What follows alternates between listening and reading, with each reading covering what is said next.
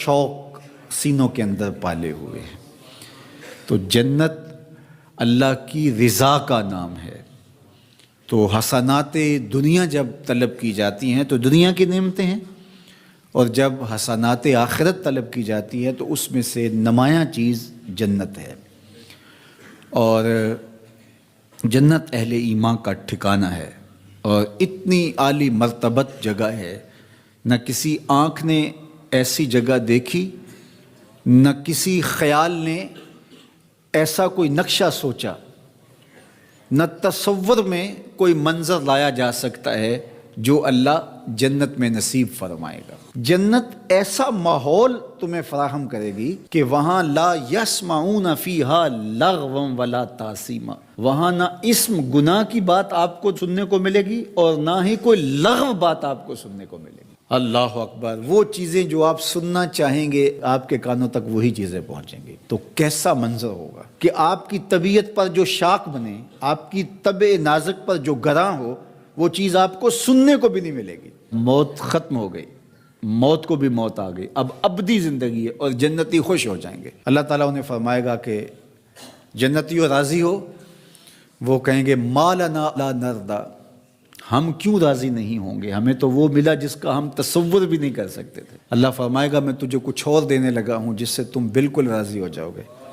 تو وہ کہیں گے مالک تیری مرضی، ہماری جھولی طلب کی پھیلی ہے، ورنہ کوئی شے رہ تو نہیں گی جو ہمیں ملی نہ ہو۔ تو اللہ تعالیٰ فرمائے گا وہ شے یہ ہے کہ میں اعلان کر کے تمہیں بتاتا ہوں کہ میں تمہارے اوپر راضی ہو گیا ہوں، اب کبھی بھی ناراض نہیں ہوں گا۔ اور یہ چیز جنت والوں کے لیے خوشی کا باعث ہوگی کہ رب اب کبھی بھی ہم پہ ناراض نہیں ہوگا۔ اللہ اکبر!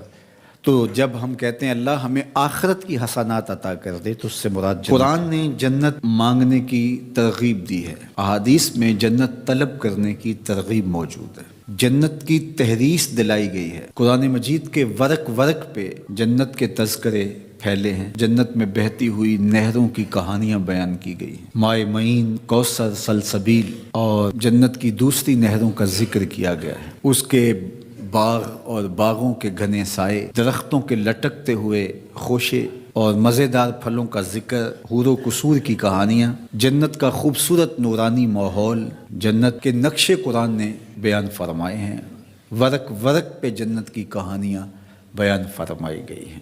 یہ اسی لیے بیان کی گئی ہیں کہ ہمارے دل میں اس کی حرص پیدا ہو، اس کی طلب جاگے، اور وہ اللہ کی رضا کا مظہر ہے۔ جنت مانگنا اللہ کی رضا مانگنا ہے۔ شریعت اسلامیہ میں جنت کی ترغیب دی گئی ہے، لیکن ہمارے بعض نعت خواں جنت کی اس طرح سے بات کرتے ہیں جس طرح کہ انہیں جنت کی چاہت ہی نہ ہو، بلکہ بعض جاہل شعراء کے شعروں میں جنت کا مذاق اڑایا گیا، جبکہ اللہ نے جنت کو اہل ایمان کے لیے تیار کیا اور جنت کی کہانیاں بیان فرمائیں۔ اللہ کے محبوب علیہ السلام نے صحابہ میں بیٹھ کے جنت کی ترغیب اور تحریص دلائی، جنت کا شوق پیدا صحابہ کے دلوں میں کیا۔ اور یہاں نعت خان صاحب کہہ رہے ہیں کہ ہرے تو کیڑی جنت دا کرنا ہے تذکرہ، میاں اسی جنت کا جس جنت کا تذکرہ قرآن نے کیا ہے، اسی جنت کا جس جنت کے لیے رسول خدا صلی اللہ علیہ وآلہ وسلم نے کہا کہ جب رب سے مانگو جنت الفردوس مانگو،